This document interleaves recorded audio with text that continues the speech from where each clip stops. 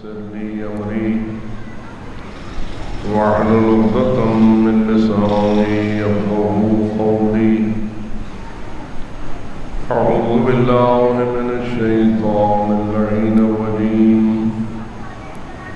بسم الله الرحمن الرحيم. الحمد لله رب العالمين، والصلاة والسلام على أشرف الأنبياء والمرسلين سيدنا ونبينا وشفيع ذنوبنا وطبيب قلوبنا ومولانا أبي القاسم محمد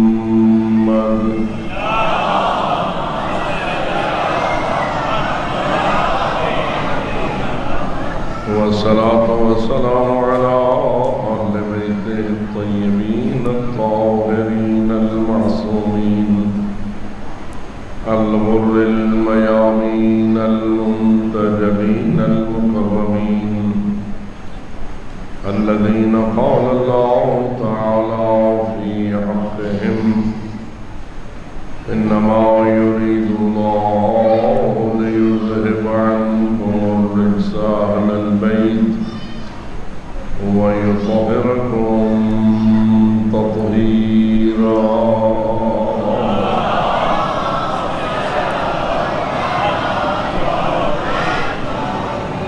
ورحمة الله على أحبابهم وأصحابهم وشيعتهم ومواليهم أجمعين، ولعنة الله على أعدائهم وقاتليهم وظالميهم ملعونين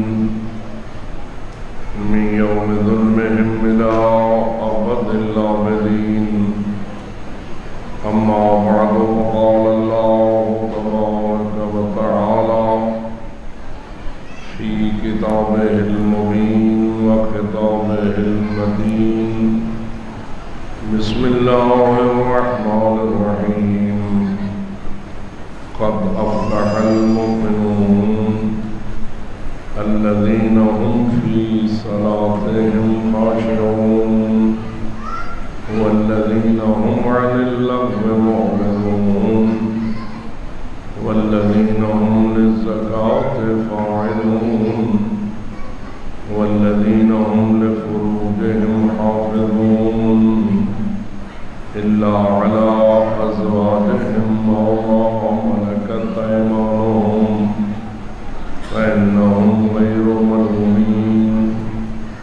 فمن ابتغى وراء ذلك فأولئك هم العادون والذين هم لأماناتهم وعهدهم راعون والذين هم على صلواتهم يحافظون. أولئك هم الوارثون الذين يرثون الفردوس هم فيها خالدون. صلوات.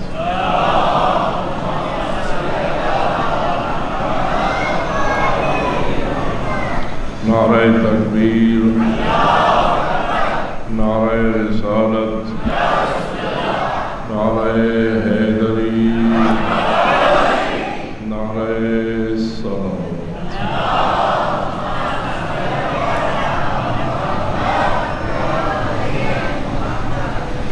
حمد و ثنا اور شکر ادا ہے اس خالق لم یزل و لا یزل کا، جس نے ہمیں انسان بنایا، مسلمان ہونے کا شرف ادا کیا اور ایمان کے نور سے منور فرمایا. قرآن مجید کی سورہ المومنون میں اللہ نے ان پہلی 11 آیات میں ان صفات کو بیان کیا ہے اور ان شرائط کو ذکر کیا ہے جن کے ذریعہ کوئی انسان دنیا اور آخرت دونوں کی فلاح و کامیابی حاصل کرنے میں کامیاب ہو سکتا ہے۔ دنیا کی کامیابی ہر ایک شخص کو مطلوب ہے، لیکن اس وقت تک انسان حقیقتاً کامیاب نہیں ہو سکتا جب تک وہ دنیا کے ساتھ ساتھ آخرت میں بھی کامیاب نہ ہو۔ کئی مرتبہ آپ کو توجہ دلائی گئی کہ دنیا محدود ہے اور آخرت لامحدود ہے۔ دنیا کی زندگی بھی محدود ہے اور آخرت کی زندگی لامحدود ہے۔ دنیا کی کامیابی بھی محدود ہے، لیکن آخرت کی کامیابی لامحدود ہے۔ دنیا کی ناکامی بھی محدود ہے، لیکن آخرت کی ناکامی بھی لامحدود ہے۔ خود اللہ محدود نہیں بلکہ لامحدود ہے، اس کی ہر صفت لامحدود ہے، اس کا ہر کمال لامحدود ہے۔ امیر المومنین علی ابن ابی طالب نے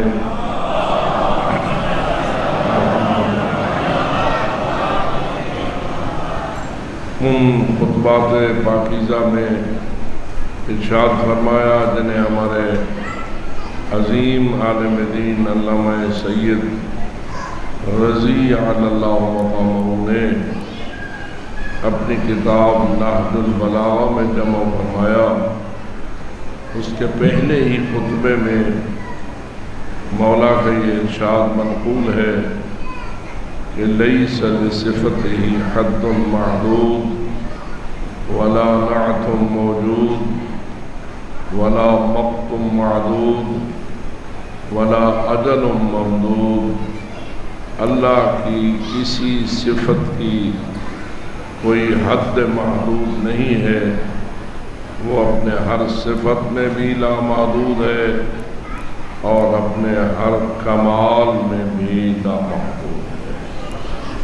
جو اس پر ایمان رکھتا ہے بآواز بلند صلوات۔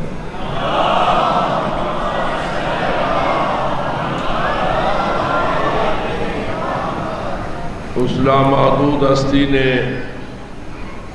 یہ پسند کیا ہے اپنی حکمت کے مطابق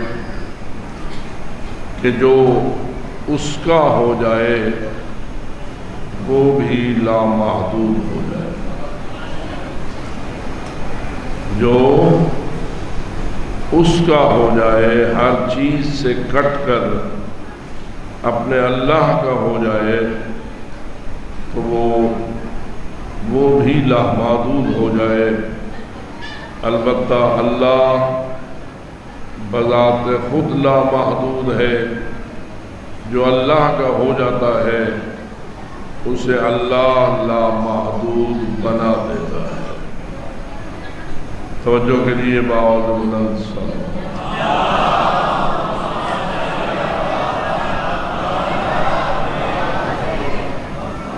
اسی چیز کو قرآن مجید نے ایک نہیں کئی ایک آیات میں بڑی وضاحت کے ساتھ ہم فیہا خالدون کے الفاظ سے تعبیر فرمایا ہے۔ جب بھی کبھی اللہ اپنی جنت کا تذکرہ کرتا ہے تو جنتیوں کے بارے میں فرماتا ہے اولئک اصحاب الجنہ ہم فیہا خالدون، یہ لوگ جنت والے ہیں اور جنت میں ہمیشہ رہیں گے۔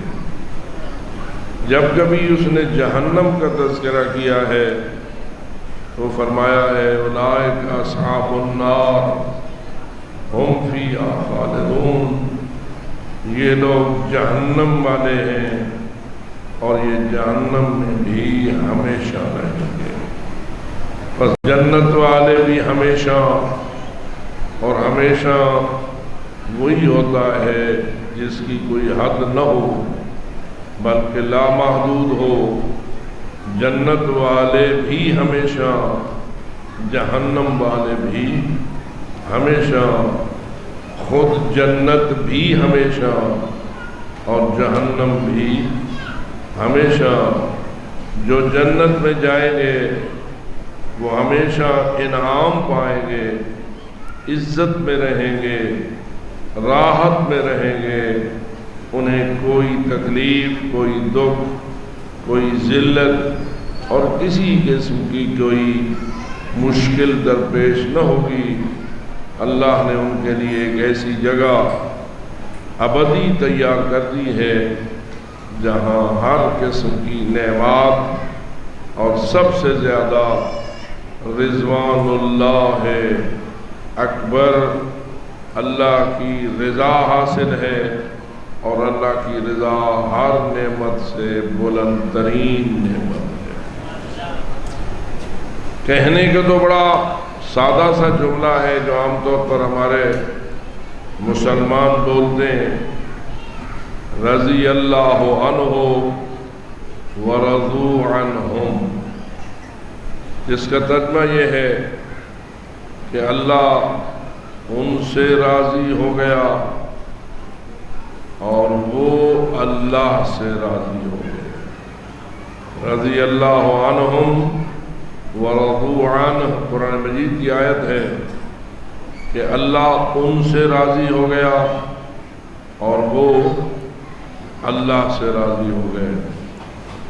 لیکن کیا رضائے خدا عام نعمات جنت سے بالا تر ہے یا ان کے برابر ہے؟ تو جواب یہ ہے کہ رضوان اللہ تعالی اکبر، اللہ کی رضا ہر چیز سے اکبر ہے، جیسے اللہ ہو اکبر، اللہ خود بھی اکبر ہے۔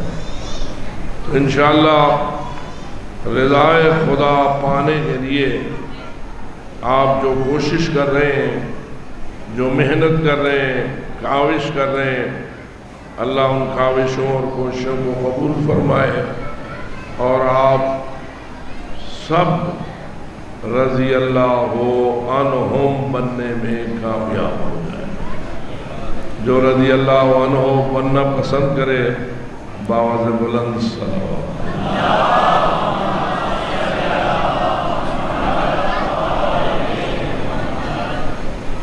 اللہ کی رضا سب سے اعلیٰ، سب سے برتر اور سب سے بلند ترین چیز ہے، سادگی نہیں ہے۔ یقیناً کچھ ہستیاں ایسی ہوں گی جو رضی اللہ عنہم اور اللہ ان سے راضی اور وہ اللہ سے راضی۔ ایسا نہیں ہو سکتا کہ کوئی اللہ سے راضی ہو اور اللہ اس سے راضی نہ ہو، یا اللہ اس سے راضی ہو اور وہ اللہ سے راضی نہ ہو۔ رضائے خداوندی طرفینی ہے، میں اللہ پہ راضی ہو جاؤں، اللہ مجھ پہ راضی نہ ہوا تو دراصل یہ رضا نہ ہوئی۔ رضا اصل وہ ہے جس میں کہ طرفینی ہو، اللہ راضی ہو تو بندہ بھی اللہ سے راضی ہو۔ آئیے اللہ اکبر، اللہ اکبر، اللہم صلی علی محمد۔ بس اتنا ہی کہہ کے آگے بڑھتا ہوں۔ جو رضی اللہ عنہ بننا چاہے بآواز بلند صلوات۔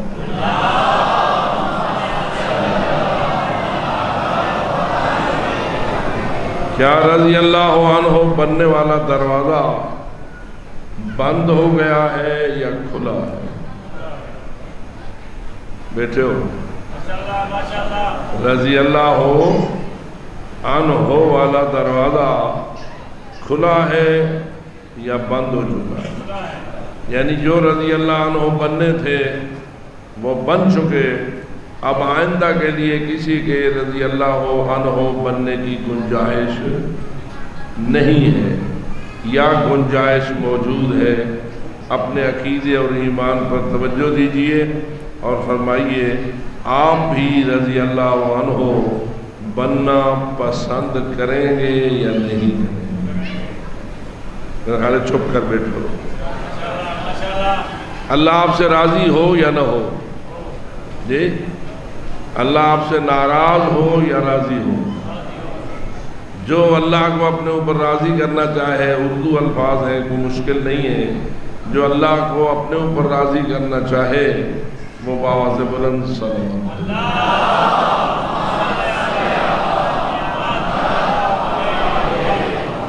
کیا جو جنت کا حقدار ٹھہرے گا وہ رضی اللہ عنہ ہو جائے گا یا نہیں؟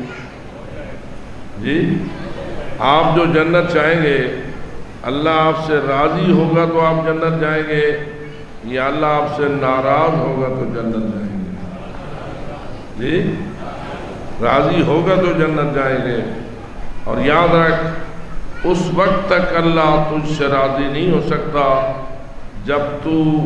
جب تک تو ان کو اپنے اوپر راضی نہیں کرتا جنہیں اللہ نے جنت کا سردار بنایا۔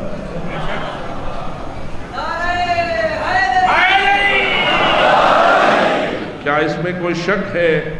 کیا یہ پاک رسول کی مسلم حدیث ہے یا نہیں؟ تمام فرقے اس حدیث پاک رسول کو تسلیم کرتے ہیں یا نہیں کہ الحسن والحسین سیدہ شباب اہل الجنہ وابوہما خیر منہما، کہ حسن و حسین علیہ السلام جوانان جنت کے سردار ہیں اور ان کے والد گرامی ان سے افضل ہیں۔ حسنین جوانان جنت کے سردار ہیں، وابوہما اور ان کا والد، ان کا بابا، خیر منہما ان دونوں سے بھی افضل ہیں، یعنی بالفاظ دیگر باقی سارے جنتیوں کے سردار حسنین ہیں اور حسنین کا سردار حسنین کا بابا۔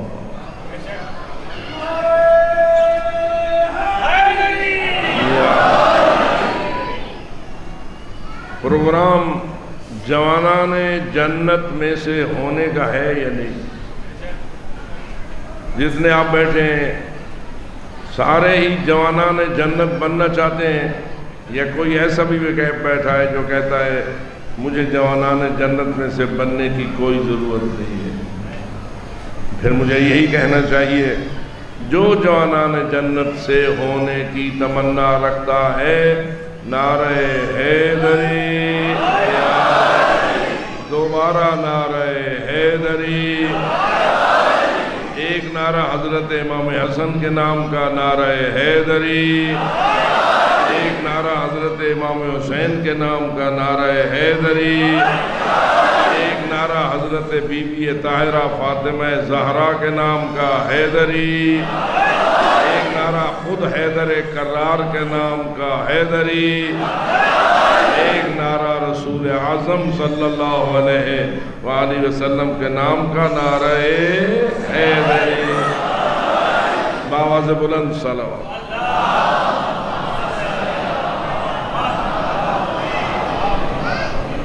جوانان جنت، جوانان جنت جوان ہوں گے بوڑھے اور کہلائے جوان جائیں گے؟ بولیے، جوان ایک عمر ہے نا، ایک عمر ہوتی ہے جوانی کی، ایک عمر بچپن کی ہے، ایک عمر جوانی کی ہے اور ایک حصہ بڑھاپے کا ہے۔ تین حصے تو عموماً انسانی زندگی کے اور انسانی عمر کے شمار کیے جاتے ہیں۔ اس وقت بہت سارے ہمارے اس امام بارگاہ میں بچپن گزار بیٹھے ہیں، جوانی سے گزر رہے ہیں اور بڑھاپے کے منتظر ہیں، اور بہت سارے بڑھاپے تک پہنچ چکے ہیں، تو بتائیے جو بوڑھے ہو گئے وہ واپس جوان ہوں گے؟ بولیے۔ جو تو بچے ہیں انہوں نے تو انشاءاللہ جوان ہونا ہے، ہر بچے نے بالآخر جوان ہونا ہوتا ہے، اور ہر بچے کی اپنی تمنا بھی ہوتی ہے، اس کے والدین، بزرگان، اہل خاندان، مخلصین سب کی تمنا ہوتی ہے شالا جوانیاں چڑھیں۔ ایسا ہوتا ہے یا نہیں؟ جوانیوں کی دعائیں بھی دی جاتی ہیں، تو بچوں نے تو جوان ہونا ہوتا ہے، لیکن جو جوانی گزار بیٹھے اور بڑھاپے تک پہنچ گئے، کیا وہ بھی دوبارہ جوان ہوں گے؟ اب ذرا یہ بات سوچنے کی ہے۔ عموماً تو کہتے ہیں کہ جوانی ایک مرتبہ گئی تو دوبارہ آتی نہیں، بڑھاپا ایک مرتبہ آیا تو پھر جاتا نہیں، بڑھاپا آیا تو جاتا نہیں، جوانی گئی تو آتی نہیں۔ لیکن اے حسنین کو اپنا سردار ماننے والوں، تمہیں کوئی شک ہے اس میں کہ تم نے جوان ہونا ہے؟ شک کے بھی ہے یا پک کے بھی؟ تو جس کو اپنے جوان ہونے کا پک ہے، بآواز بلند صلوات۔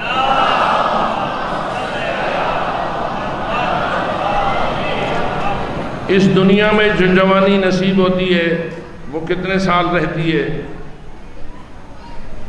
فرض کیجئے 20 سال کا بچہ نوجوان ہوا اور 40 سال تک جوان رہا، مثلا 30 سال تک جوانی چڑھتا رہا، پھر تھوڑا تھوڑا پکا ہوا، 40 پہ پہنچا تو پھر جوانی ڈھلنے لگی۔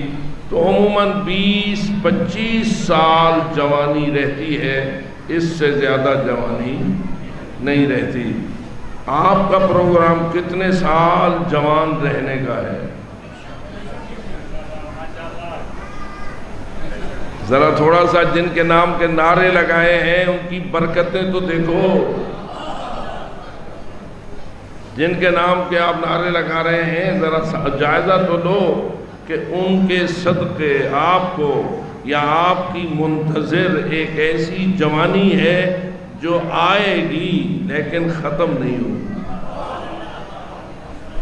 کتنے عرصے کے لیے رہے گی؟ کتنے عرصے کے لیے؟ ہمیشہ۔ تو اس کا مطلب یہ ہوا آپ نے فقط ہمیشہ کی زندگی ہی نہیں پانا ہے، بلکہ آپ نے ہمیشہ کی جوانی بھی پانا ہے۔ ہمیشہ کی جوانی بھی آپ کی منتظر ہے۔ جو اس جوانی تک پہنچنا چاہتا ہے، بآواز بلند صلوات۔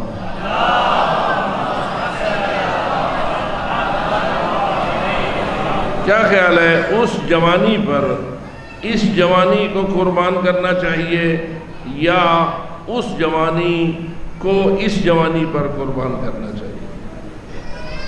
جی، ایک ہو گئی دنیا کی جوانی، ایک ہو گئی جنت کی جوانی، ایک ہو گئی دنیا کی جوانی، ایک ہو گئی جنت کی جوانی۔ دنیا کی جوانی کو جنت کی جوانی پر قربان کرنا چاہیے یا جنت کی جوانی کو دنیا کی جوانی پہ قربان کرنا چاہیے؟ آپ کا عاقلانہ اور دانشمندانہ فیصلہ کیا ہونا چاہیے؟ دانش مندی کیا کہتی ہے؟ دنیا کی جوانی کو جنت کی جوانی پر قربان کرنا چاہیے یا جنت کی جوانی کو دنیا کی جوانی پر قربان کرنا چاہیے؟ دنیا کی جوانی کو جنت کی جوانی پر قربان کرنا چاہیے۔ اللہ فرماتا ہے تو دنیا کی جوانی کو قربان نہ کر، دنیا کی جوانی پر چھری نہ پھیر، فقط اتنا کر اپنی اس دنیا کی جوانی کو اپنے رب کی مرضی کے مطابق گزار۔ کس کے مطابق گزار؟ اور رب کی مرضی میں بندہ مشکل کا شکار ہوتا ہے یا آسانی پاتا ہے؟ کوئی بندہ اگر اپنی جوانی اپنے جوانی دینے والے اللہ کی رضا کے مطابق گزارے تو کیا وہ مشکل میں ہوتا ہے یا آسان رہتا ہے؟ مشکل میں کون ہوتا ہے کہ جو اللہ سے ہٹ کر شیطان کے حوالے اپنی جوانی کو کر دے۔ جوانوں سن لو، اگر اپنی جوانی کو تم نے شیطان کی مرضی کے مطابق گزارا تو نتیجہ کیا ہوگا، اور اگر اپنی جوانی کو رحمان کی مرضی کے مطابق گزارا تو نتیجہ کیا ہوگا۔ اسی چیز کو اللہ نے بار بار بار قرآن مجید میں دہرایا ہے۔ یہی آیات جو ابھی میں آپ کے سامنے تلاوت کر رہا تھا، اگرچہ تفصیل میں جانے کے لیے ٹائم پورا نہیں ہوتا، لیکن تھوڑا تھوڑا آپ کی خدمت میں عرض کرنے کی سعادت پاتا ہوں۔ اس آیت کا سورہ المومنون کی آخری آیات جو ہیں وہ یہ ہیں کہ اولئک هم الوارثون الذین یرثون الفردوس ہم فیہا خالدون، یہ لوگ وارث ہوں گے فردوس کے، فردوس بنی جنت الفردوس۔ جو جنت الفردوس کا وارث ہونا چاہتا ہے، نعرہ حیدری۔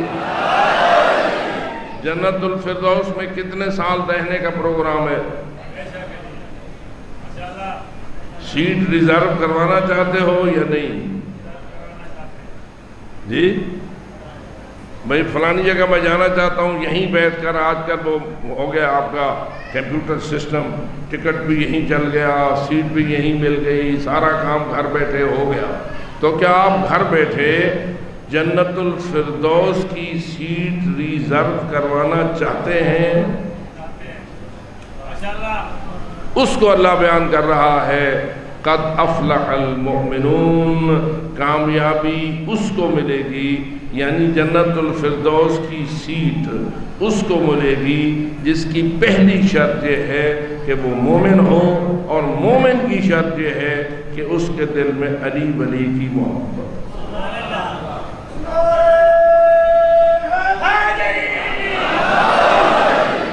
میں اپنے طور پر نہیں کہا کرتا ہوں، نہ مجھے کہنے کا حق حاصل ہے، جو بات آپ تک پہنچاتا ہوں وہ پاک رسول کی حدیث کا ترجمہ ہوتا ہے کہ رسول اکرم نے فرمایا، یا علی حبک ایمان، اے علی تیری محبت ہی تو ایمان ہے۔ تو جنت الفردوس جانے کی پہلی شرط ہے مومن ہونا، اور مومن ہونے کی پہلی شرط ہے علی ولی کا محب ہونا۔ کتنی آسانی سے آپ محب علی ہو گئے، تو پیسے لگے نا۔ یوں کہوں گا، جو محب علی ہے بآواز بلند صلوات پڑھیں۔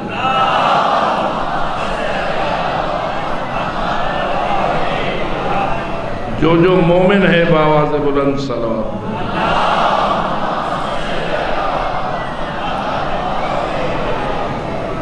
تو اس پہ زیادہ محنت خرچ نہیں ہوتی، فقط تیری سوچ صحیح ہونی چاہیے، تیری فکر صحیح ہونی چاہیے۔ اگر تو اپنی فکر کو شیطان کے حوالے کر دے گا تو وہ تجھ سے ایمان بھی چھین لے گا اور تجھ سے ساری خیر و خیرات بھی چھین لے گا۔ ایک ایسا بندہ اپنا بنا دے گا تجھے کہ تیری چال ڈھال میں شیطان ہوگا، تیری سوچ فکر میں شیطان ہوگا، تیرے گھر بار میں شیطان ہوگا۔ شیطان تجھے نہیں چھوڑے گا جب تک اس کا پکا نوکر اور غلام نہیں بن جائے۔ کیا خیال ہے، شیطان اس کام میں لگا ہوا ہے یا نہیں؟ اور پھر مجھے یہ بتائیے، اللہ کی اس انسانی مخلوق میں شیطان کے غلام زیادہ ہیں یا اللہ کے بندے زیادہ ہیں؟ اگر شیطان کے غلام نہ ہوتے تو آج حسینیت سے دور نہ ہو۔ حسینیت کی طرف آنے والے لوگوں کی تعداد قلیل نظر آتی ہے اور حسینیت کے مقابلہ کرنے والوں کی تعداد زیادہ دکھائی دیتی ہے۔ تو ان سب کو کس نے پھنسا لیا ہے؟ شیطان خبیث نے پھنسا لیا ہے۔ ان مجالس کو اپنے لیے غنیمت سمجھ کہ یہ تجھے شیطان سے چھین کر رحمان کی طرف لے جانے والی ہے۔ تجھے جنت کی خبر دینے والی چیزیں ہیں، جنت الفردوس، قد افلح المؤمنون، فلاح یعنی جنت کی سیٹ ان لوگوں کی ہے کہ جو مومن ہو۔ مومن کی پہلی شرط کیا ہے؟ ہم فی صلاتہم خاشعون، مومن وہ ہوتا ہے جو اپنی نماز میں خاشع ہوتا ہے۔ کیا نماز پڑھے گا تو خاشع ہوگا یا نماز نہیں پڑھے گا تو خاشع ہوگا؟ خشوع نماز کے اندر ہوگی یا نماز سے باہر ہوگی؟ ہم فی، قرآن کیا کہہ رہا ہے؟ ہم فی صلاتہم خاشعون، یہ لوگ نماز میں خشوع کرنے والے ہوتے ہیں۔ جو مومن ہوتے ہیں وہ نماز میں خشوع کرنے والے ہوتے ہیں۔ اور جو ایسا مومن بنے جس کے دل میں نماز سے نفرت ہو، بڑی اہم بات ہے، اپنے دل کو ہم نے خود دیکھنا ہے، اپنے گریبان میں ہم نے خود جھانکنا ہے۔ آیا مجھے اللہ کی نماز سے محبت ہے یا اللہ کی نماز سے نفرت ہے؟ محبت کا کوئی اور تجھے فتویٰ نہیں دے سکے گا، نفرت کا کوئی اور تجھے خبر نہیں دے سکے گا۔ تیرے دل میں کس چیز کی محبت ہے تو خود ہی بہتر جانتا ہے، تیرے دل میں کس چیز کی نفرت ہے یہ تو خود ہی بہتر جانتا ہے۔ زبان تو جھوٹ بھی بول لیتی ہے، کبھی بندہ کہتا ہے مجھے تجھ سے محبت ہے، لیکن زبان کہہ رہی ہوتی ہے دل میں وہ محبت موجود نہیں ہوتی۔ کبھی کوئی کہتا ہے فلاں سے نفرت ہے، لیکن زبان کہہ رہی ہوتی ہے قلب کی کیفیت کچھ اور ہوتی ہے۔ لہذا زبان اور قلب دونوں ایک ہوں یہ علیحدہ بات ہے، دونوں جدا ہوں یہ علیحدہ بات ہے۔ میں فقط اتنا کہنا چاہتا ہوں کہ آیا مومن ایسا ہو سکتا ہے وہ مومن اور اس کے دل میں نماز سے نفرت ہو؟ اچھا، اگر نماز سے نفرت ہو تو کہیں ایسا تو نہیں کہ اللہ کے رجسٹر میں وہ کافروں میں لکھا جائے؟ بات کبھی کبھی مجھے تھوڑی تھوڑی سخت بھی کرنی پڑ جاتی ہے، لیکن امتحان اپنا لینا ہمارا فرض ہے۔ ہم خوش باوری کا شکار نہ ہوں۔ تیری میری مرضی نہیں چلتی، مرضی اللہ کی چلتی ہے، اور اللہ نے قرآن میں اپنی مرضیوں کو بیان کر دیا، اپنی مرضیوں کو قرآن میں بیان کر دیا ہے، اور اپنی مرضیوں کو محمد و آل محمد کی شکل میں تیرے سامنے پیش کر دیا ہے۔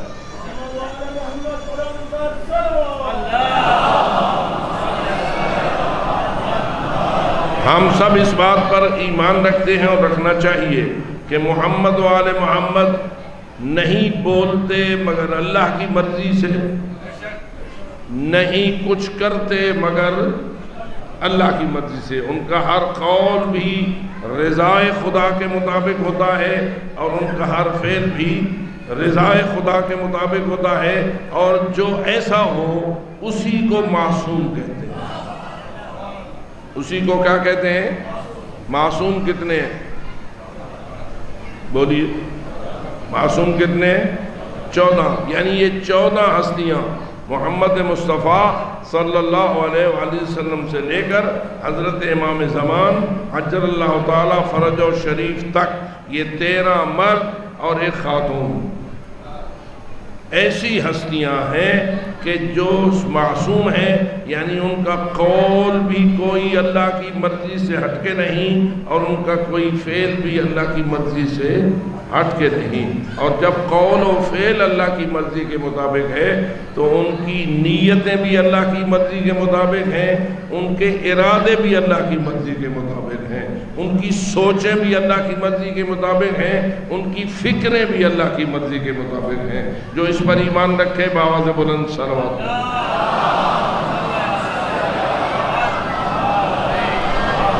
جب ہم اس مقام پر پہنچتے ہیں تو ہمیں کائنات میں کوئی شخص ایسا نہیں نظر آتا جو اس معیار پر پورا اترے جس پہ 14 پورا اترے ہوئے ہیں۔ لوگ بڑے بڑے مرشد اور پیر بناتے ہیں، رہبر و رہنما بناتے ہیں، دامن پکڑتے ہیں، میرا فلانا مرشد ہے، میرا فلانا پیر ہے، میں نے فلانی کی بیعت کر رکھی ہے، میں اس کے کہنے کو مانتا ہوں، میں اس کے پیچھے چلتا ہوں، وہ میرا بیڑا پار کرے سی۔ آپ کی سرائکی میں ایسا ہوتا ہے نا کہ میرے فلانے مرشد ہیں، فلانے رہبر ہیں، مبارک ہوں ان لوگوں کو جن کے مرشد 14 معصوم۔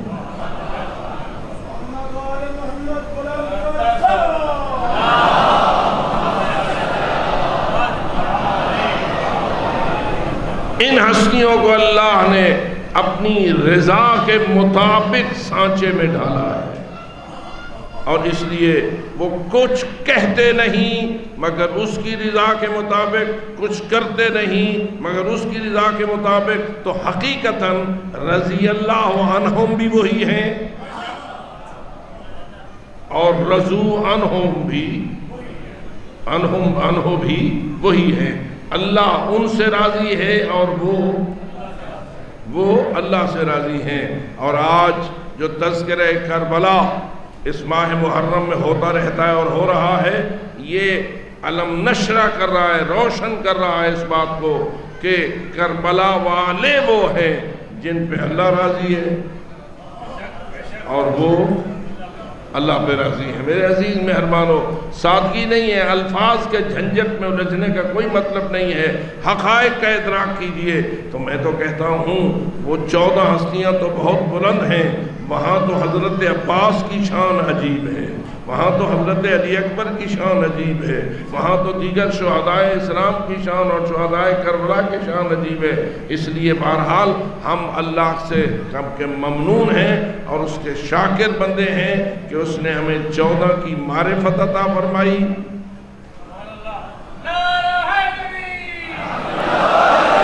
ان کی محبت عطا فرمائی، ان سے عقیدت عطا فرمائی۔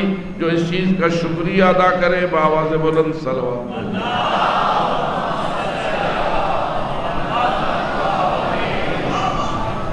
جو مومن جنت الفردوس جانا چاہے اس کی پہلی شرط کیا ہے؟ ہم فی صلاتہم خاشعون، وہ نماز میں خشوع کرنے والے ہوں۔ اور جس کے دامن میں نماز ہو ہی نہیں،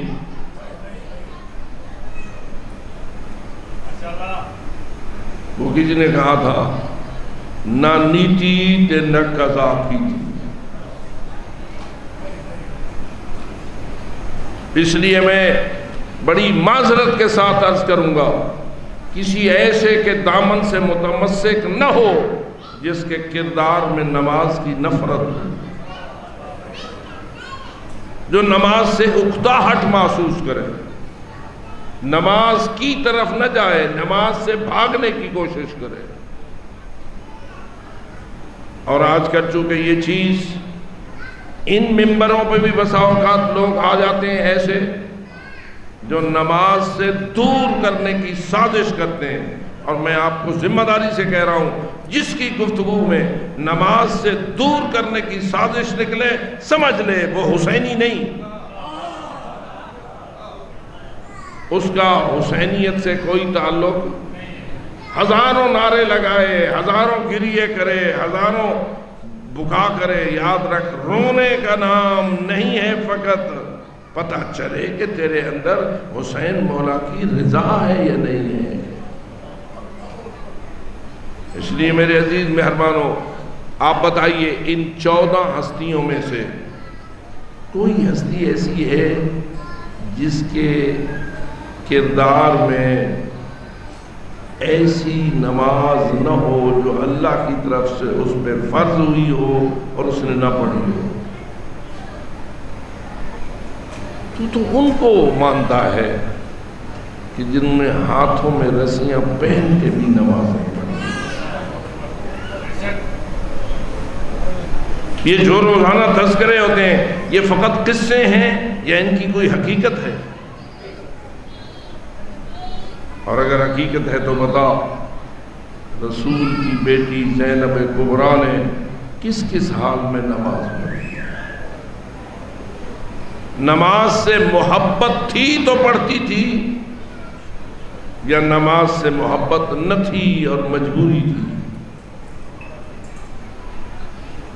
ہمیں نماز سے محبت ہونا چاہیے۔ آج یہ بھی عرض کر دوں، نماز 2 قسم کی ہوتی ہے، ایک ہوتی ہے نماز واجب اور ایک ہوتی ہے نماز مستحب، ایک ہوتی ہے نماز واجب اور ایک ہوتی ہے نماز مستحب۔ واجب نمازیں روزانہ کتنی ہیں؟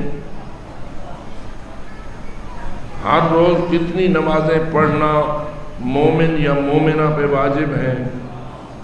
جی 5۔ 5 نمازوں کی رکعتیں کتنی ہیں؟ 17۔ جو مستحب نمازیں ہیں، آیا ان مستحب نمازوں سے بھی محبت ہونا چاہیے یا نہیں؟ فقط واجب نمازوں سے محبت ہونا چاہیے یا مستحب نمازوں سے بھی محبت ہونا چاہیے؟ کیوں کہتے ہیں حضرت امام حسن عسکری علیہ السلام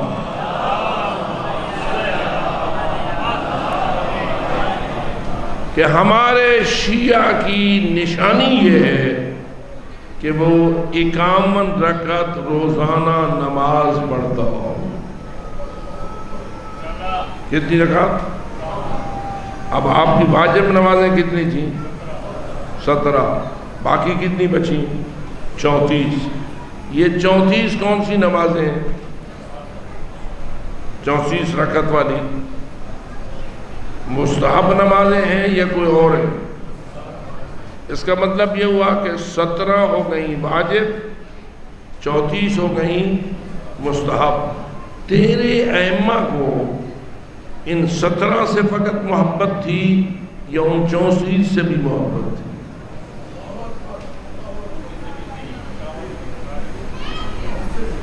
کیونکہ آج کل کا ماحول عجیب ہو گیا ہے، رواجات بھی عجیب ہو گئے ہیں، اس لیے بات کرنا ہی مشکل ہو جاتی ہے۔ فرمائیے ائمہ خدا علیہ السلام نے ان 14 ہستیوں کو فقط واجب نمازوں سے محبت تھی یا مستحب نمازوں سے بھی تھی؟ اگر سچ پوچھ، تجھ سے چاہتے ہیں کہ تو 51 تک تو جا، خود تو وہ ہزار رکعت پڑھتے ہیں۔ کیا یہ روایات میں نہیں ہے کہ 500 کھجور کے درخت تھے حضرت امام زین العابدین کے، اور ہر درخت کے نیچے 2 رکعت نماز؟ کون پڑھ رہا ہے؟ زندگی کیسی ہے، کتنی دکھی زندگی ہے امام سجاد۔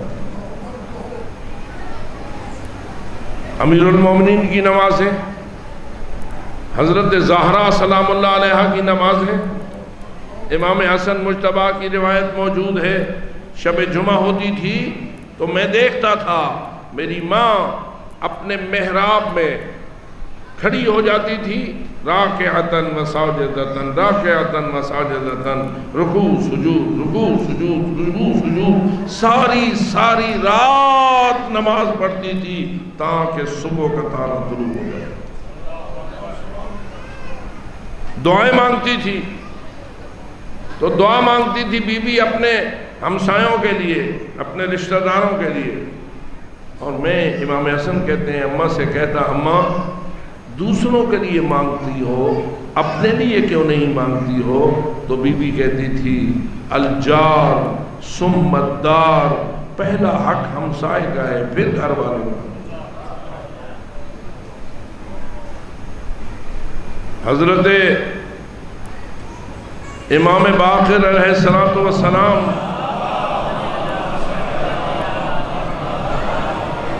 کا ایک شاگرد میدان عرفات میں حج پہ گیا ہوا ہے، دھوپ پہ کھڑا ہے حالت احرام میں، دعائیں مانگ رہا ہے گڑ گڑا کر، لیکن ساری دعائیں دوسروں کے لیے مانگ رہا ہے۔ دوسرا حاجی کہتا ہے میں حیران ہو گیا، اللہ نے اسے عرفات نصیب کیا ہے اور یہ کھڑا ہے دھوپ میں اور مانگ رہا ہے اللہ سے نمازیں، اب اللہ سے دعائیں، لیکن جو بھی دعا مانگتا ہے دوسروں کے لیے مانگتا ہے، اپنے لیے نہیں مانگتا، حالانکہ جس انداز سے یہ دعا مانگ رہا ہے یہ تو بڑی تاثیر والا انداز ہے اور مؤثر ترین انداز ہے۔ میں گیا اس کے قریب اور میں نے جا کے اس سے پوچھا، اے بندہ خدا، میں تیرے دعا مانگنے کے انداز سے بڑا متاثر ہوں، لیکن میں دیکھ رہا ہوں جب سے میں نے سنا ہے تو دوسروں کے لیے دعائیں مانگ رہا ہے، اپنے لیے تو نے کوئی دعا نہیں مانگی۔ اس نے کہا چونکہ مجھے میرے مولا نے فرمایا تھا، مجھے میرے مولا نے فرمایا تھا جتنی دعائیں دوسروں کے لیے مانگو گے اللہ تیرے حق میں بھی انہی دعاؤں کو قبول کرے گا،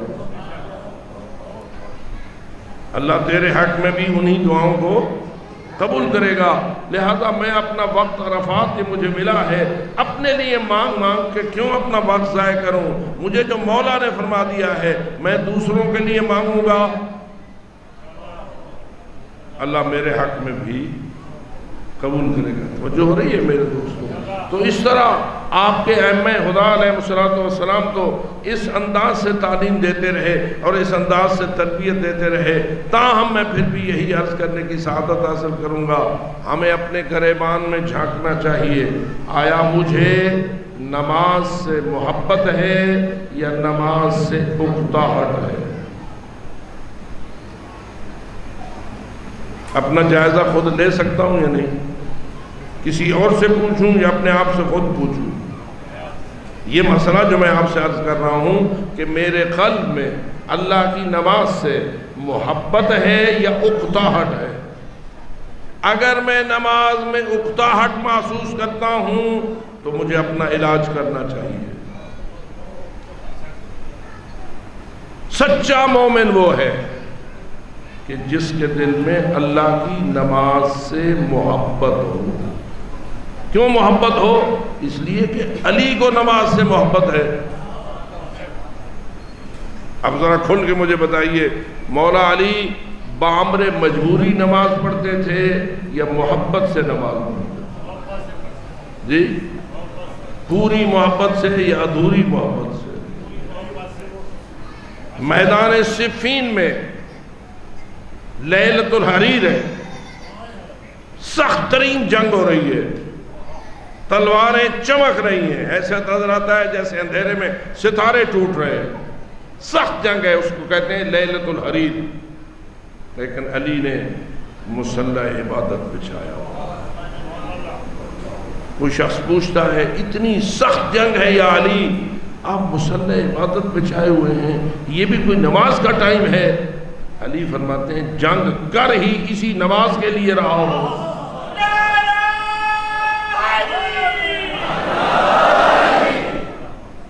جنگ کر ہی اسی، تو توجہ رہو میرے دوستو، جس ہستی کے نام کا نعرہ تمہاری شناخت ہے، نعرہ حیدری آپ کی شناخت ہے یا نہیں؟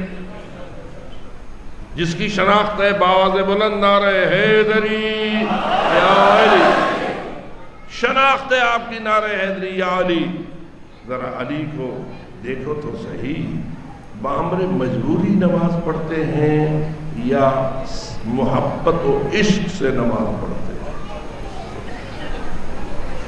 تیر لگا ہے علی کے پاؤں میں، اتنا سخت ہے کہ اگر کوئی ذرا تیر کو ہاتھ لگاتا ہے تو درد ہوتا ہے اور نکالنا مشکل ہو جاتا ہے۔ رسول اکرم سے پوچھا جاتا ہے، حضرت فرماتے ہیں کچھ نہ کرو، جب علی نماز میں ہو تیر نکال دے، اور نکل جاتا ہے۔ تو جو رہے میرے محترم دوستو، آپ ان پیشواؤں کے ماننے والے ہیں۔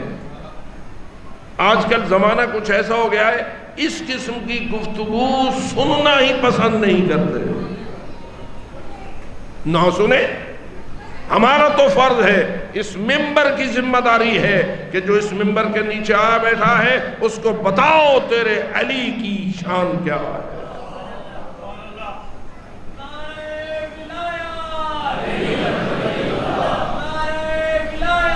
علی ولی اللہ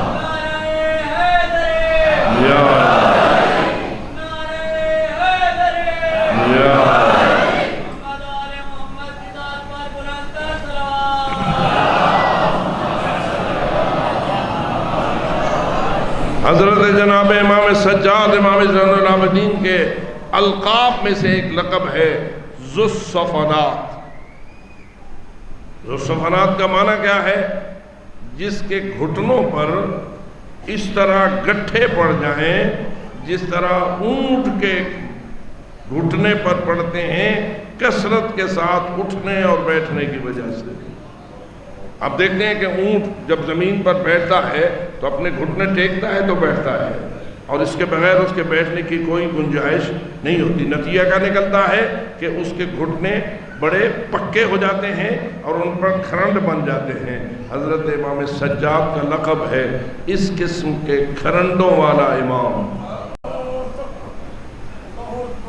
روایات کہتی ہیں کہ ہر سال ایک مرتبہ حضرت اس کھرنڈ کو صاف کرتے تھے۔ کیوں صاف کرتے تھے؟ کہ سجدے اتنے کرتے تھے۔ کیا خیال ہے، سجدے سے محبت تھی یا کوئی مجبوری تھی؟ اب اگر ہمارے امام سجدوں سے محبت کریں اور ہم سجدے سے اکتاہٹ محسوس کریں تو ہمیں امام علیہ السلام سے کتنی محبت ہوئی۔ اے اہل ایمان، ہماری اس گفتگو کو تھوڑا سا اپنے دل میں جگہ دیجیے۔ حالت یہ ہو جاتی ہے کہ ہم نماز چھوڑ دیتے ہیں فقط اپنے حقے کے لیے۔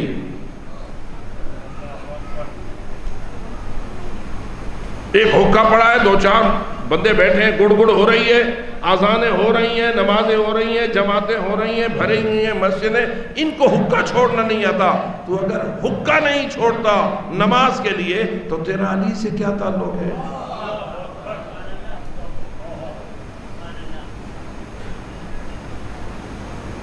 آخر کل ہر چیز نے سامنے آنا ہے۔ یہ جو آذان ہوتی ہے یہ مؤذن کی آذان ہوتی ہے یا اللہ کی طرف سے ہوتی ہے؟ مؤذن کی طرف سے ہوتی ہے یا اللہ کی طرف سے؟ مؤذن کی طرف سے ہوتی ہے یا رسول اللہ کی طرف سے؟ مؤذن کی طرف سے ہوتی ہے یا علی ولی اللہ کی طرف سے؟ جب مؤذن یہ کہتا ہے اللہ اکبر 4 مرتبہ، پھر کیا کہتا ہے؟ اشہد اللہ الہ الا اللہ، پھر کیا کہتا ہے؟ اشہد ان محمد رسول اللہ صلی اللہ علیہ وآلہ وسلم۔ ایک صلوات پڑھ دیں۔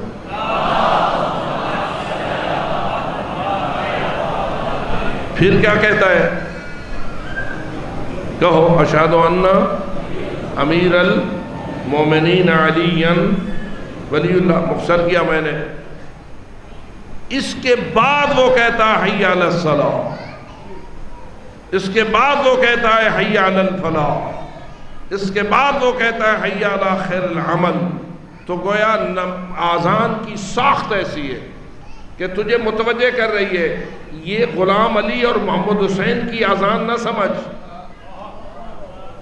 اس کو احمد بخش یا محمد بخش کی آذان نہ سمجھ، اس کو آذان سمجھ اللہ اکبر کی، اس کو آذان سمجھ لا الہ الا اللہ والے کی، اس کو آذان سمجھ محمد الرسول اللہ والے کی، اس کو آذان سمجھ علی ولی اللہ کی۔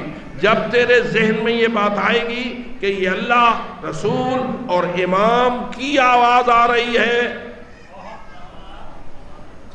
تو پھر تیرا نماز کی طرف جانے کا انداز ہی کچھ اور ہو جائے گا۔ لیکن چونکہ ہم نے جو مؤذن ہے اس کی آواز سمجھ رکھی ہے، نہیں میرے بابا، مؤذن نے اپنی مرضی سے نہیں کہا، اللہ کی مرضی سے کہا ہے، رسول کی مرضی سے کہا ہے، امام کی مرضی سے کہا ہے۔ اس لیے تجھے اس کم از کم آذان کی آواز کو معمولی نہیں سمجھنا چاہیے۔ بروز محشر مؤذنین کی گردنیں سب سے بلند ہوں گی، پہچانے جائیں گے کہ یہ لوگ تھے جو اللہ کی طرف سے آذانیں دیا کرتے تھے۔ کیا خیال ہے جب حی علی الصلاۃ کی آواز آئے تو بندہ کون سے کام کرتے رہے؟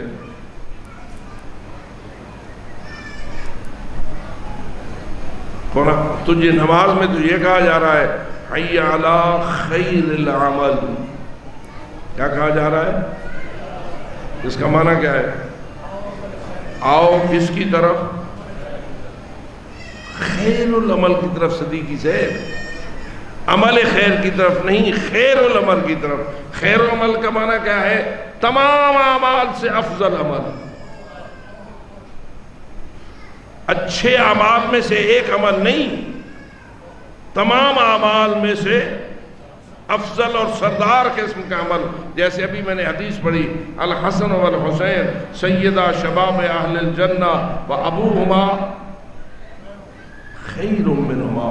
خیر بمانا سردار، خیر بمانا افضل. اسی طرح حی علی خیر العمل.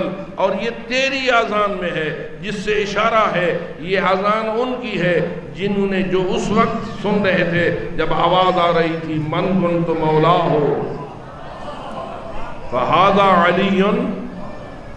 مشہور ہے اور یہ بات چھپی ہوئی نہیں ہے کہ رسول اکرم نے جب لوگوں کو بلایا تھا اس محفل کے لیے جس میں آپ نے ولایت علی کا اعلان کرنا تھا، تو اس لفظ کو حضرت نے استعمال کرایا تھا، کہو حی علی خیر العمل، کہو حی علی خیر العمل. جو آگے چلے گئے ہیں وہ بھی علی خیر العمل، جو پیچھے ہیں وہ خیر العمل کیا تھا؟ تو آواز آئی من کنتو مولا ہو فہذا علی مولا. پھر آذان میں اس جملے کو رکھ دیا گیا. آج تک ان کی آذان میں ہے جن کے دل میں ولایت ہے، اور جن کے دل میں ولایت علی نہیں ہے ان کی آذان میں خیر العمل نہیں ہے.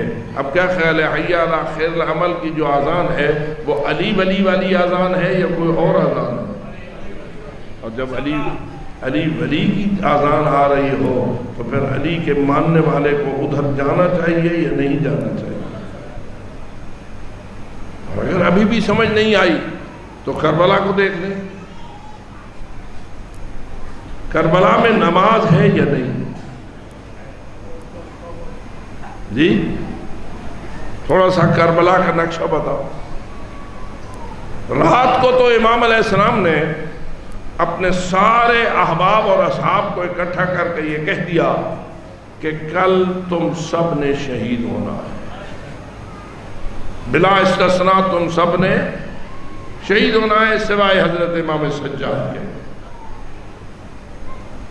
اب جو شہادت کے بارے میں سن چکے تھے مولا حسین سے، انہیں اپنے شہید ہونے کے بارے میں یقین تھا یا شک تھا؟ جی بالخصوص اس صورت میں جب امام نے کہہ دیا تھا کہ جو زندگی پسند کرتا ہے تو میری طرف سے اسے اجازت ہے، جانا چاہتا ہے تو چلا جائے، رات کا وقت ہے، میں نے چراغ بجھا دیا ہے، شرمندگی محسوس نہ کرے، زندگی بچائے اور چلا جائے. میں جانوں اور میرا فریضہ جانوں. جو نہ گئے اور رہ گئے ان کی زندگی زیادہ پیاری تھی یا امام کا مشن انہیں زیادہ پیارا تھا؟ شہادت سے محبت رکھتے تھے یا مجبوراً شہید ہو رہے تھے؟ محبت رکھتے تھے. اب آپ اندازہ کیجئے، شہادت مقدر ہے، حسین مولا فرما چکے ہیں تم میں سے ہر ایک نے شہید ہونا ہے. شہادت کا بازار گرم ہو گیا. کچھ شہید ہو چکے تھے، کچھ شہید نہیں ہوئے تھے کہ درمیان میں سورج کا زوال ہوا. اب بتائیے کہ زوال جب ہوا سارے شہید ہو چکے تھے یا کچھ شہید ابھی نہیں ہوئے تھے؟ کچھ شہید ہو چکے تھے اور کچھ شہید. جو شہید نہیں ہوئے تھے ان میں سے ایک شخصیت ہے جس کا نام ہے ابو ثمامہ سیداوی. وہ آگے بڑھتا ہے، امام علیہ السلام کی خدمت میں عرض کرتا ہے مولا زوال ہوا ہے، دل چاہتا ہے زندگی کی آخری نماز بھی آپ کے پیچھے ہو. کیا اس بندے نے شہید ہونا تھا یا نہیں؟ ابو ثمامہ سیداوی نے بھی شہید ہونا تھا یا اسے اپنے شہید ہونے کے بارے میں شک تھا؟ یقین تھا. یقین کے باوجود کہہ رہا ہے کہ زوال ہوا ہے، نماز کا وقت ہو گیا ہے، شہید تو میں نے ہونا ہی ہے، لیکن دل چاہتا ہے کہ شہادت سے پہلے زندگی کی آخری نماز بھی ادا ہو جائے، اور ادا بھی آپ کے پیچھے ہو جائے۔ کئی لاشیں تڑپ رہے، کئی شہادت کی تمنا لے کے لڑ رہے ہیں۔ امام سے یہ اکثر سوال کرتا ہے، کیا خیال ہے امام کو نہیں چاہیے تھا کہ کہتے اس حال میں تجھے نماز یاد آ رہی ہے؟ لیکن امام نے کیا کہا؟ الٹا دعا دی، فرمایا حشرک اللہ من المصلین جعلک اللہ من الذاکرین۔ دو دعائیں نقل ہوئی ہیں، اللہ تجھے نمازیوں میں سے معشور کرے، اللہ تجھے یاد خدا کرنے والوں میں سے قرار دے، ذاکرین میں سے قرار دے۔ دعا دے کے پھر فرمایا کہ ان لوگوں سے کہو کچھ دیر کے لیے جنگ روک دیں تاکہ ہم نماز ادا کریں۔ مولا نماز کی چھٹی دے دو۔ اتنا جو سخت ترین دن ہے جس میں مشکلات اس حد تک پہنچی ہوئی ہے کہ جتنے آپ تشریف فرما ہے، مجھے آپ گواہی دیں، آج جتنی بھی زندگی آپ کی گزری ہے، کوئی دن ایسا آپ کی زندگی میں آیا جو اتنا مشکل ہو جتنا عاشور مشکل تھا؟ میدان کربلا کا عاشور جتنا مشکلوں سے بھرا ہوا تھا، کیا اتنا سخت دن ہم میں سے کبھی کسی پر آیا؟ نہیں آیا۔ اتنے سخت ترین دن میں امام یہ نہیں کہہ رہے آج چھٹی ہے، آج نماز کی کوئی ضرورت نہیں، بلکہ فقط یہ نہیں کہا کہ نماز کی چھٹی ہے، بلکہ کہا ان کو کہو جنگ بند کریں تاکہ ہم جماعت قائم کر لیں۔ ان خبیثوں نے جواب دیا، تیری نماز قبول نہیں۔ کس کو کہہ رہے ہیں؟ جوانان جنت کے سردار کو کیا بکواس کر رہے ہیں؟ تیری نماز قبول نہیں۔ کیوں قبول نہیں؟ یہ جملہ بھی صاف ہے، اس لیے قبول نہیں کہ تو یزید کی بیعت سے انکار کر چکا ہے۔ اس سے میرے سامعین کو نظر آئے گا کہ جتنے یزیدی اکٹھے ہوئے تھے ان کا عقیدہ کیا تھا، ان کا نظریہ کیا تھا۔ وہ یزید کی بیعت کو اتنا اہم سمجھتے تھے کہ جو یزید کی بیعت قبول نہ کرے اس کی نماز ہی نہیں ہوتی۔ حالانکہ حق یہ ہے جو یزید کی بیعت کرے اس کی نماز کی کوئی حیثیت نہیں۔ جب انہوں نے یہ بکواس کر لی تو امام علیہ السلام نے کیا نماز چھوڑ دی؟ کیا جماعت چھوڑ دی؟ نہ، بلکہ حضرت نے جماعت قائم کرنا شروع کی۔ آگے کھڑے ہو گئے خود، پیچھے کھڑے ہو گئے بچے کچے ساتھی۔ کیا وہاں کوئی جانماز بچھائی گئی؟ کیا وہاں کوئی صف بچھائی گئی؟ کیا کوئی دری منگائی گئی؟ کوئی قالین منگائی گئی؟ نہ میرے دوستو، وہی خاک کربلا اور کھڑا ہو گیا زہرا کا لال۔ پیچھے کھڑے ہو گئے سارے مجاہد جو عاشق شہادت تھے۔ لیکن ایک امام نے حکم دیا کہ دو جوانوں کو آگے معین کر دیا کہ تم آگے کھڑے ہو جاؤ، اس لیے کہ ان خبیثوں نے حملہ کرنا ہے، تم حفاظت کرنا، ہم جماعت قائم کریں گے۔ وہ دو کون تھے؟ تاریخ نے ان کے نام سعید ابن عبداللہ حنفی اور زہیر ابن قین نقل کیے ہیں۔ زہیر ابن قین اور سعید ابن عبداللہ حنفی، یہ دو جوان آگے کھڑے ہو گئے، پیچھے حفاظت کرنے لگے امام مظلوم کی اور ان مجاہدین کی جو نماز پڑھنے کے لیے صف مان چکے تھے۔ میں پوچھتا ہوں، کیا ان یزیدیوں نے اس جماعت کو حملے سے چھوڑ دیا، کوئی ان پہ حملہ نہ کیا، بس اتنا ہی اپنے ذہن میں نقش جمائیے۔ ادھر سے نماز شروع ہوئی، ادھر سے تیروں کی برسات شروع ہوئی، تیروں کی بارش شروع ہو گئی۔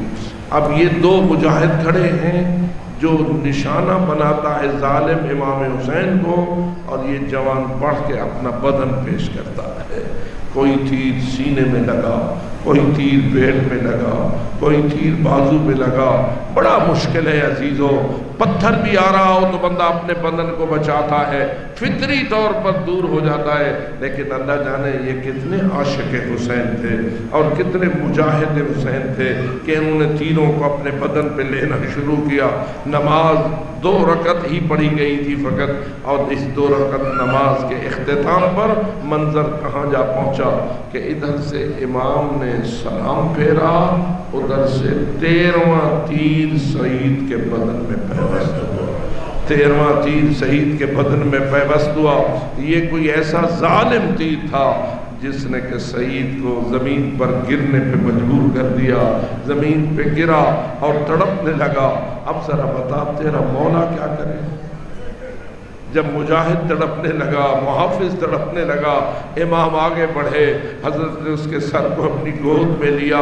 اس کی زندگی کی آخری رمق تھی، اس نے اپنی آنکھ کھولی، چہرہ وجہ اللہ یہ حسین کی زیارت نصیب ہوئی۔ اس وقت اس نے ایک جملہ کہا جو ہمیشہ ہمارے دلوں کو موم کر دیتا ہے، اور وہ جملہ یہ تھا، یبن رسول اللہ حل وفیت یبن رسول اللہ، اے رسول کے لخت جگر کیا میں وفا کر سکا؟ کیا میں وفادار ثابت ہو سکا؟ عزاداروں وہ تڑپ رہا ہے اور امام سے پوچھ رہا ہے کیا میں وفادار ثابت ہو سکا؟ تیرے مولا نے اسے کیا جواب دیا؟ لکھا ہے کتابوں میں کہ مولا نے کہا انت امامی الی الجنہ، جب میں جنت کی طرف چلوں گا تو تو میرے آگے آگے جا رہا ہو۔ جوانان جنت کے سردار کے آگے یہ مجاہد کیوں جا رہا ہوگا؟ کہ اس لیے امام کی نماز کے آگے اس نے اپنی جان آخری کے حوالے کی تھی، تیر کھاتا رہا لیکن امام کی نماز کو ڈسٹرب نہ ہونے دیا، اور نتیجہ یہ نکلا کہ وہ جوانان جنت کے سردار کے آگے جائے گا۔ لیکن مجھے ایک لفظ اور کہنے کی اجازت دیجیے، یہ تو تھی نا زوال کی نماز، یہ تو تھی نا سورج ڈھلنے کی نماز۔ میں سب مومنین و مومنات سے پوچھوں گا کیا عاشور کا سورج غروب بھی ہوا؟ عاشور کا سورج غروب بھی ہوا، اور جب غروب ہوا تو منظر کیا تھا؟ الا قتل الحسین بکربلا، مظلوم کی شہادت ہو چکی تھی، اور کیا حال تھا؟ گھوڑے دوڑ گئے تھے، مظلوم کی لاش پامال ہو چکی تھی، رزو صدرہ بظہر، سینہ پشت کے ساتھ ایک کر دیا گیا تھا، ہڈیوں کی چٹکنے کی آواز۔ وہ ظالم کہتے ہیں جو گھوڑے دوڑا رہے تھے کہ ہم آگے گھوڑا بڑھاتے تھے، پھر پیچھے ہٹاتے تھے، پھر آگے بڑھاتے تھے، جس کا نتیجہ یہ ہوا کہ مظلوم کی پسلیاں ریزہ ریزہ ہو گئی۔ اور اس حال کے بعد پھر کیا ہوا میں نہیں عرض کرتا، مگر یہی آواز آئی، لوٹو تبرک، علی و بدور کو قیدی بنا کے لے چلو، آل رسول کو۔ لٹنے لگی رسول کی بیٹیاں، گھس گئے خیموں کے اندر درندے، جنہوں نے نہ اکبر پہ رحم کیا تھا نہ اصغر پہ، سارے گھسے۔ اب میں کیسے عرض کروں، ہاتھوں میں نیزے، آگے زہرا جائیاں۔ اللہ نہ کرے کسی مظلوم پر ایسا حملہ ہو جیسا رسول کی بیٹیوں پہ حملہ ہوا۔ من خیمت الی خیمہ ومن خیام الی خیام، بیویاں ہیں اپنی جان بچانے کے لیے دوڑ رہی ہیں، لیکن درندے ہیں جن کے ہاتھوں میں نیزے ہیں، کوئی کہیں مار رہا ہے، کوئی کہیں مار رہا ہے، کوئی چادر اتار رہا ہے، کوئی زیور اتار رہا ہے۔ اس ظلم کے بازار میں بیویاں اس منزل سے گزری، کیا یہاں بات ختم ہو گئی؟ نہ، بلکہ اب حکم ہوا احرقوا بیوت الظالمین، ان خیموں کو آگ لگا دی جائے۔ شعلے اٹھے خیمہائے حسینی سے، بیویاں جائیں تو کدھر جائیں؟ مولا کی خدمت میں آئیں، اے امام وقت بتا جل جائیں یا باہر چلی جائیں؟ اندر رہتی ہیں تو جلنا ہے، باہر جاتی ہیں تو ظالم ہمارے سامنے کھڑے ہیں اور ہمارے سروں پہ چادریں نہیں ہیں۔ مولا نے فرمایا الفرار الی الصحراء، بیویوں باہر نکلو، اس وقت جان بچانا ضروری ہے۔ نکل گئی بیویاں، سر پہ خاک کربلا تھی۔ بعض علماء لکھتے ہیں کہ اور جو کوئی چارہ نہ رہا تو بیویوں نے ایک دوسری کی بغل میں سر ڈالا تاکہ ہمارا سر اوریاں محفوظ ہو سکے۔ عزادارو، یہ تو پھر بھی ایک ادنا سی کوشش تھی، لیکن میں پوچھتا ہوں کیا یہ 1 گھنٹے کا عمل تھا؟ کیا یہ تھوڑی دیر کا عمل تھا؟ لٹ گئی ہیں رسول کی بیٹیاں، جل گئے ہیں خیمے، بکھر گئے ہیں بچے، اور بیویاں کبھی اس بچے کو پکڑ کے لا رہی ہیں، کبھی اس بچی کو پکڑ کے لا رہی ہیں، اور گھوڑوں سے بچانے کی کوشش کر رہی ہیں۔ اس ماحول میں عاشور کا سورج غروب ہو گیا، اس ماحول میں عاشور کا سورج غروب ہو گیا۔ آپ سے عرض کر رہا ہوں، جب سورج غروب ہو تو شریعت محمدی میں کس نماز کا وقت شروع ہو جاتا ہے؟ مغرب و عشاء کا وقت شروع ہو گیا۔ پوچھتا ہوں کیا کربلا میں جب ظہرین اس طرح پڑھی گئی تھی تو مغربین کیسے پڑھی گئی؟ مغربین کیسے پڑھی گئی؟ بس یہی کہہ سکتا ہوں، باقی تو پڑھنے والے اپنا وقت گزار کے اور شہادت پا کے چلے گئے تھے، اب رہ گئی تھی رسول کی بیٹیاں۔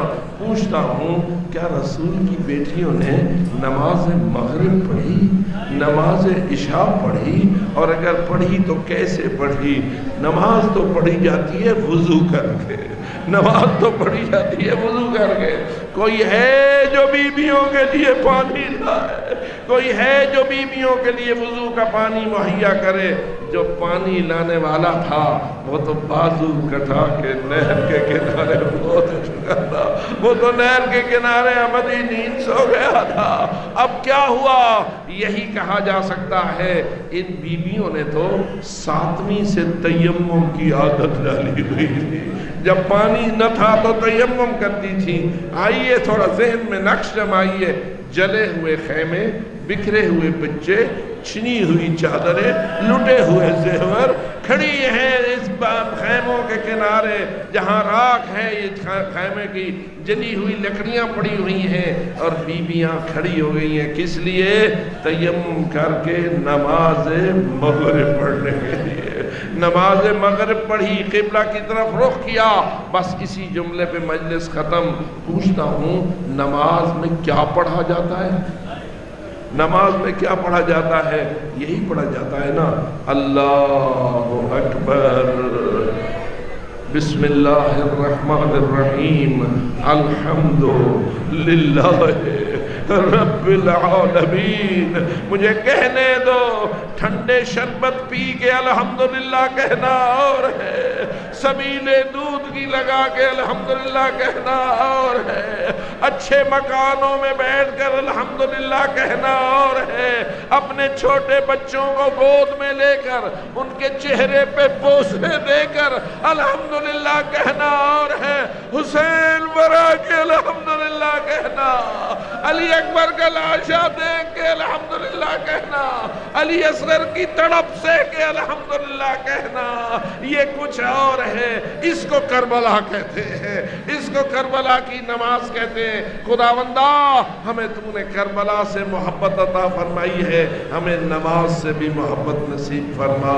وآخر دعوانا ان الحمدللہ رب العالمین، الا لعنت اللہ علی القوم الظالمین، وسيعلم الذين ظلموا أي منقلب